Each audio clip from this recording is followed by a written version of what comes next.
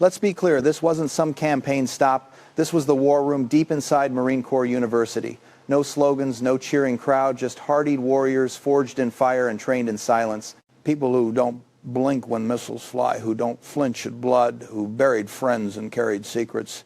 And yet, for the first time in decades, they weren't talking, they weren't moving, they were stunned, and not by an enemy, by the man who's supposed to lead them.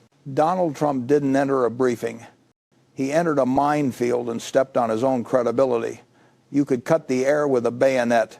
These generals and admirals have faced down chaos, but this was different. They watched the man holding the nuclear codes get called out like a spoiled high school quarterback. And not in whispers. A top Navy admiral locked eyes with Donald Trump in front of the chain of command, in front of staff, and dropped the hammer. Disgrace. In unformed America, that word doesn't just hurt, it detonates. It shreds the fabric of rank, respect, and restraint. And when it lands, everyone knows something sacred just snapped. This wasn't a gaffe. This wasn't a misstep. This was a 5-alarm breakdown in the command structure. One of America's most senior officers stood up and told the emperor he had no clothes and a whole lot of ego. And Trump, he didn't respond like a leader. He slammed his hand on the table like a cornered reality star and stormed out like the room didn't matter, except it did. Because in that room sat the last firewall between national security and presidential delusion. And when Trump walked out, he didn't just leave the building. He left the chain of command in tatters. This wasn't a disagreement. This was a meltdown. Donald Trump didn't argue. He exploded. He slammed his palm onto the conference table like a toddler losing a Happy Meal and bolted the room, the literal nerve center of American military intelligence, just sat there stunned. Some stared at the table, some stared at each other. Nobody moved. Nobody followed him. Because that wasn't leadership leaving the room. That was fragility. That was the sound of a president who couldn't stomach a truth bomb. If you can't take a shot from your own admiral, how do you expect to handle real enemies? Let's cut the nonsense. This wasn't about a bruised ego. It was a 5-alarm institutional failure. We're not just dealing with bad vibes in a boardroom. We're staring down the collapse of civil-military trust. That sacred, fragile line between civilian authority and professional command, it's cracking. You want proof? Look no further than Admiral Alvin Hulsey, seasoned, respected, decorated, who packed up and walked out over Trump's saber rattling in the Caribbean. And let me tell you, folks, admirals don't resign over policy disagreements. They resign when something's rotting at the core. This wasn't some bad Tuesday meeting. This was the smoke before the institutional fire. To understand what really blew up at Quantico, you've got to understand the culture that was detonated. The military lives and dies by the chain of command. Not a metaphor, a code, a religion. It's what separates a professional force from a pack of mercenaries. That chain doesn't bend in public. It sure as hell doesn't snap in front of the president. Unless the whole system is being corroded from the top. And folks, it just did. For civilians out there, here's the translation. The chain of command isn't some bureaucratic org chart. It's the military spinal cord. It's what keeps soldiers from turning into armed mobs with uniforms. This isn't about politics. It's about order. Power flows down, discipline flows up. And at the top, the commander-in-chief, not the guy you voted for, the office, the uniform, the gravity. You don't have to like the president, but you damn well have to respect the role. And when that respect erodes, the institution rots with it. Day one at the academy, they drill it into your skull, criticize in private, salute in public. You don't throw shade at the boss, even when the boss is a flaming wreck in a red tie. But here we are, career admiral, 3, maybe 4 decades, deep in service, chose to throw that rule book in the shredder. Why? Because the system didn't just wobble, it failed. And when a man who's bled for that system calls the president a disgrace to his face, that's not protocol breaking. That's a moral fire alarm. And it's already too late to stop the smoke. This wasn't theater. This wasn't look at me politics. This was a last stand. That admiral didn't come for drama. He came because the foundation cracked under his boots. When silence equals complicity, you speak even if it nukes your career. That Quantico meeting, it was pitched as a Heil strategy briefing. You know, maps, readiness, defense. But before Trump even sat his ego in the chair, the room was already poisoned. And not by dissent, by dread. The kind of dread that builds when commanders stop believing the man above them deserves to be there. When the admiral spoke, it wasn't some offhand jab. It was a scalpel, precise, deliberate, and meant to draw political blood. He didn't call Trump a disgrace for effect. He laid out point by point how the president's chaos, lies, and carnival barker attitude had degraded the uniform. This wasn't personal. It was institutional. The word disgrace didn't float out casually. It landed with weight because it was earned. And Trump's response, not reflective, not presidential, it was a meltdown. The kind of meltdown that tells you the guy with the codes can't even handle truth in a briefing room. There's a reason adults don't throw tantrums at staff meetings. Leaders are supposed to absorb heat and convert it into strategy. But Trump, he went full toddler in target mode. He didn't rebut. He didn't de-escalate. He banged the damn table like a guy losing at poker and bolted like a coward, ducking accountability. You don't walk out on your generals, especially not when you've got troops deployed, alliances strained, and the Pentagon watching every move. That wasn't strength. That was flight. That was the commander-in-chief saying, I can't handle this room, so I'm out. And here's the truth. Trump won't say out loud, this moment didn't come out of nowhere. It was months, maybe years in the making. One slow burn disaster stacked on another. At the center of it, the Caribbean crisis. Enter Admiral Alvin Hulsey, a serious man with a serious job managing U.S. military posture in a region one provocation away from lighting up. So why'd he walk? He didn't leave for golf. He retired early because someone upstairs kept turning defense policy into a political stunt. And that someone sat in the chair. Our Hulsey no longer respected. When a CEO leaves early, it's usually for family time or golf code for burnout or scandal. But in the military at Hulsey's level, early retirement is a silent air raid siren. It screams something's wrong loudly. No press release, no drama, just gone. Hulsey didn't leave for leisure. He left because Donald Trump's obsession with turning the Caribbean into his personal game board crossed the line. Commanders saw what was coming, and Hulsey, decorated, seasoned, not some snowflake, chose to walk before being forced to carry out something he couldn't stomach. Here's where things get ugly. Trump, true to form, wasn't looking for strategy. He wanted spectacle. He reportedly pushed for operations that top brass labeled strategically reckless. That's not a throwaway phrase. In uniform, it means one thing, bad judgment that kills people. It means moving ships into hot zones without cause. It means risking American blood for optics. It means turning the flag into a campaign prop. And let's be blunt, when multiple commanders whisper the words legally dubious, it's no longer about policy, it's about liability. This wasn't about defense, it was theater with firepower. Trump wanted muscle on the map, not to protect the country, but to flex for his base. The Pentagon isn't a prop house, but he treated it like one. When a four-star says reckless, he's not being dramatic. He's saying you're gambling with lives, with ships, with stability. Admiral Hulsey hit the wall. Not because he lost faith in the military, but because he lost faith in the man commanding it. He could obey or he could keep his soul. He chose the latter. Hulsey had two options, betray his oath or walk away clean. He chose the door. And when that door closed behind him, it echoed through the Pentagon like a cannon blast. That wasn't just an admiral retiring. That was the system flashing red. Every officer still wearing stars saw it loud and clear. This wasn't about differences. This was incompatibility. Trump wasn't just out of sync. He was out of control.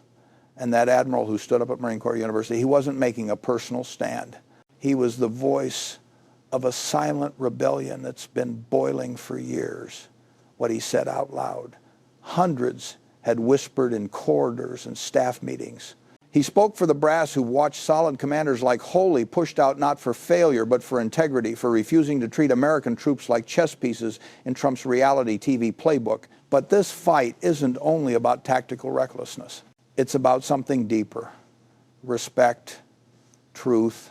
The military doesn't flinch at hard orders, but they damn sure flinch when the commander-in-chief lies to their face while demanding loyalty in return. You don't get both. You want respect from warriors. Start by telling the truth. So what did Trump do instead? He lobbed a grenade of gaslighting into the crowd, claimed that Joe Biden never praises the military. Really, that's the line.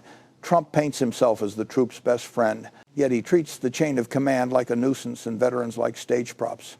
And let's be clear, Biden has praised the military, often directly and without needing to make it about himself. But Trump can't handle that because to him, if he's not the one being worripped, it doesn't count. And if the military doesn't clap on cue, he calls them traitors. This wasn't just a lie. It was a lazy, cynical insult aimed at people who live and die by precision. Trump's claim that Biden never praises the military, flat-out fiction, the kind of garbage that would get a private shootout for sloppy intel. But coming from Trump, it's strategy: distract, divide, deflect.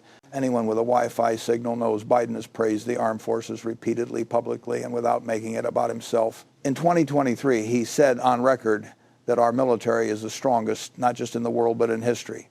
That wasn't vague. It was undeniable. But Trump can't let facts get in the way of his grievance circus. He threw out another gem that Biden wants to kill the Space Force. Spoiler, also false. Not only has Biden kept it, he's fully funded it and rolled it into long-term defense planning. But in Trump world, maintaining something he created doesn't count unless there's a standing ovation and someone names a base after him. This isn't about policy.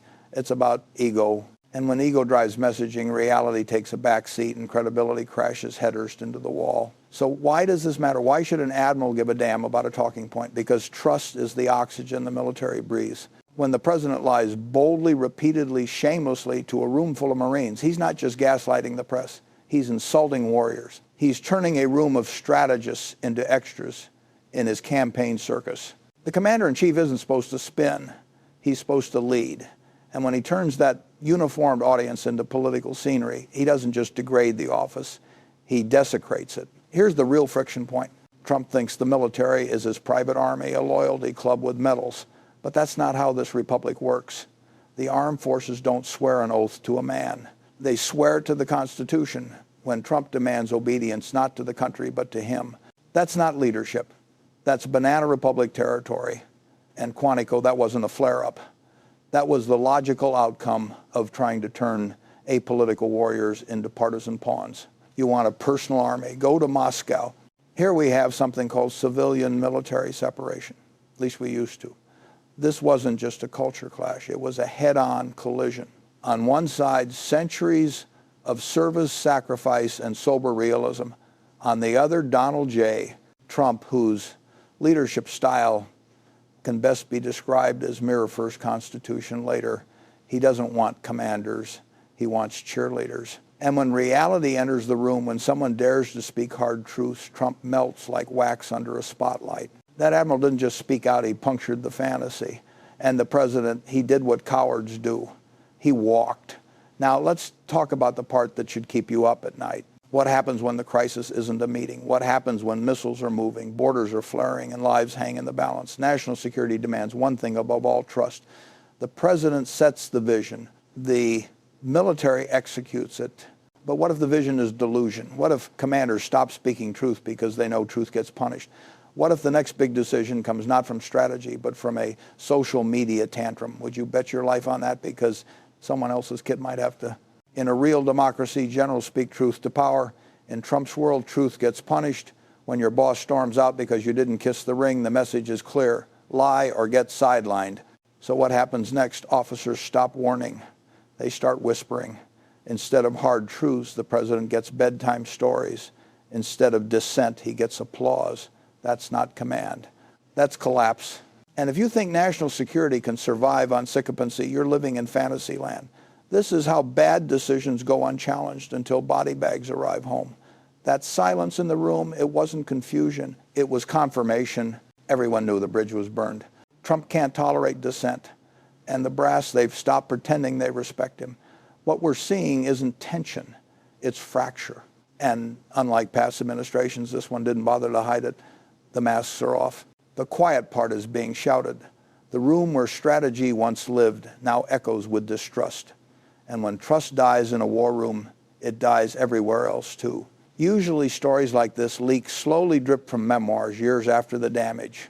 But now you're watching it unfold live. Admirals aren't retiring quietly. They're leaving in protest. Briefings don't end in consensus. They end in screaming. And through it all, Trump still posts that he's the military's greatest ally.